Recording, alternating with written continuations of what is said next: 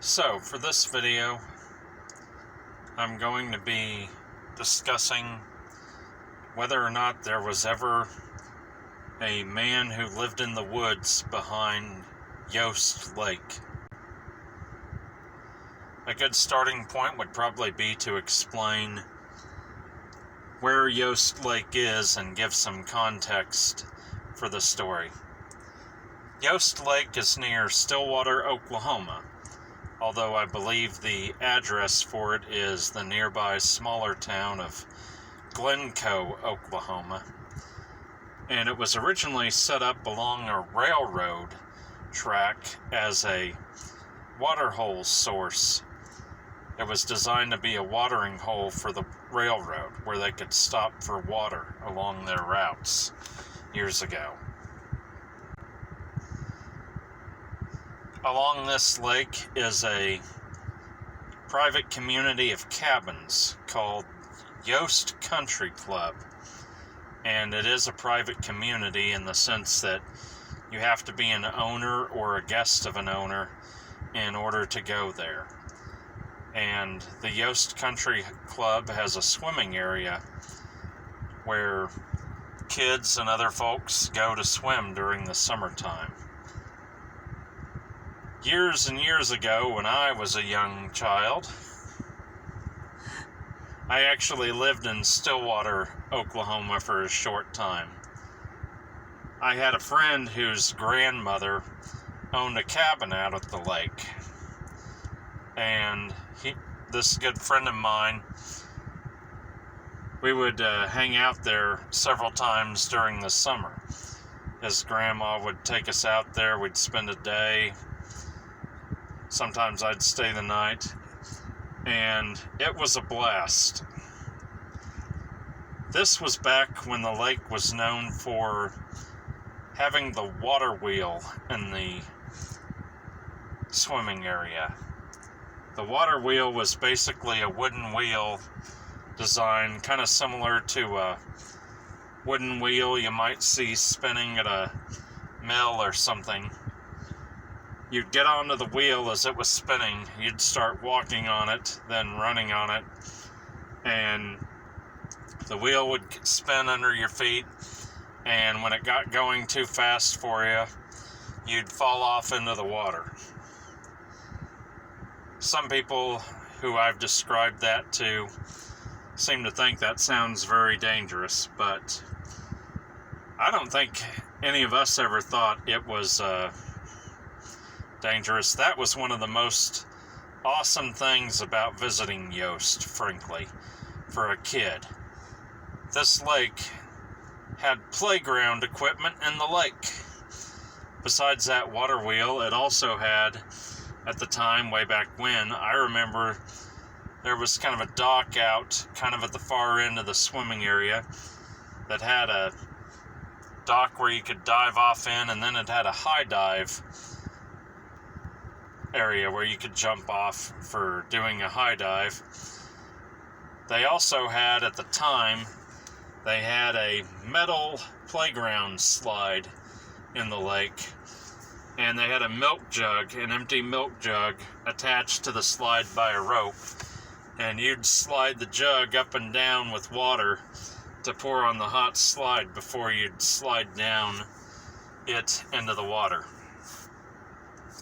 And so it was a lot of fun, and being a private community, it was also seemed very safe. I mean, I don't remember being that well supervised, you know.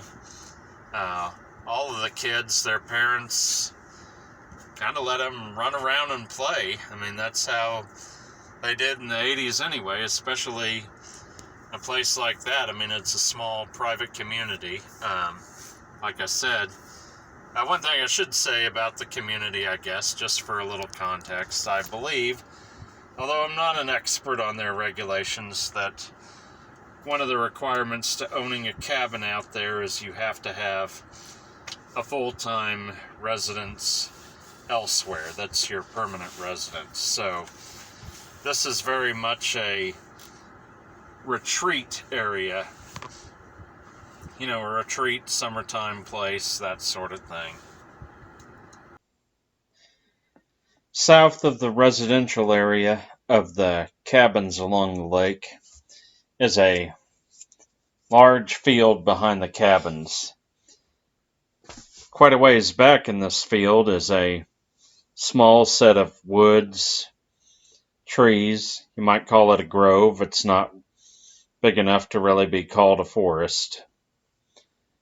But this area has some trees by themselves that form a little section of woods.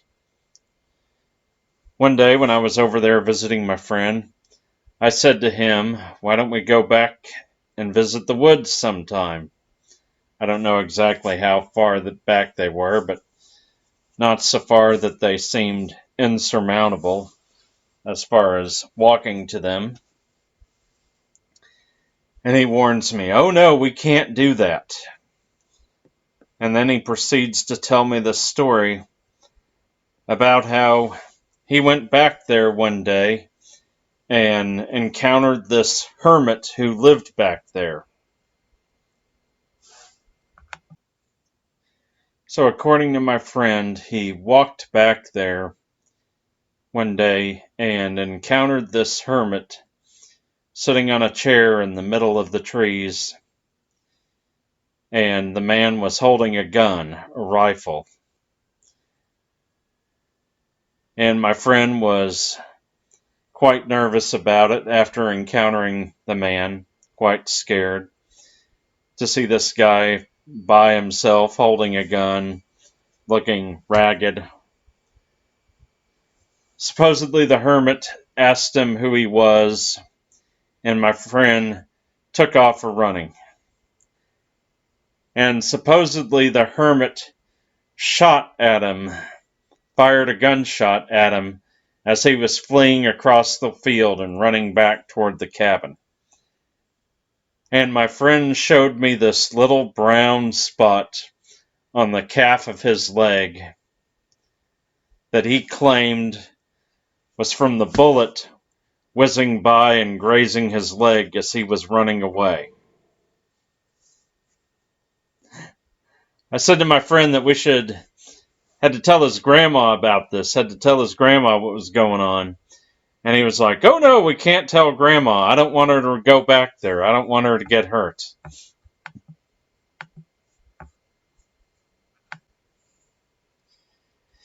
So I agreed, trying to be a good friend, that we would not tell his grandmother, and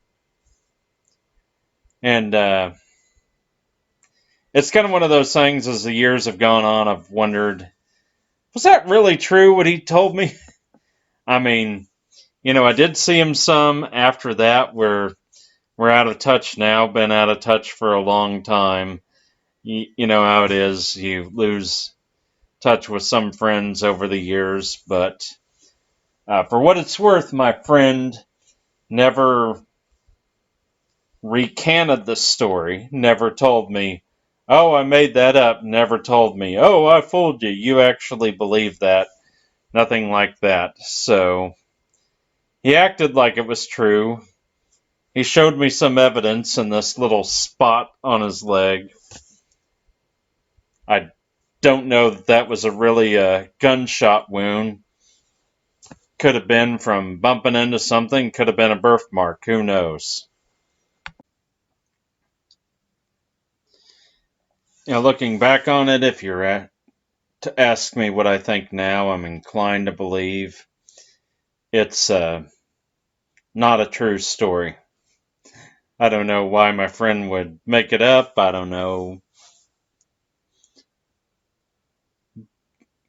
But I'm not inclined to believe it's true. For one thing, I think if there had been a hermit living in the land behind the cabins, I think he probably would have been noticed by all the people who live out there, and they probably would have called the police. I mean, it's not practical to think he could just live in this small wooded area without having to go out for supplies or stuff from time to time, and somebody like that would stick out like a sore thumb if they actually made their way over to the area where people in Yost lived. But, like I said, my friend never recanted the story. We never spoke of it again. He showed me some evidence of being shot. Don't really know what to make of it, but hey, if you know anything more about this story or have any Yost Lake tales from way back when, this was during the 80s when this all happened, allegedly, so go ahead and drop me a comment. And thanks for watching, and please subscribe. We could use a few more subscribers to the channel. Thanks.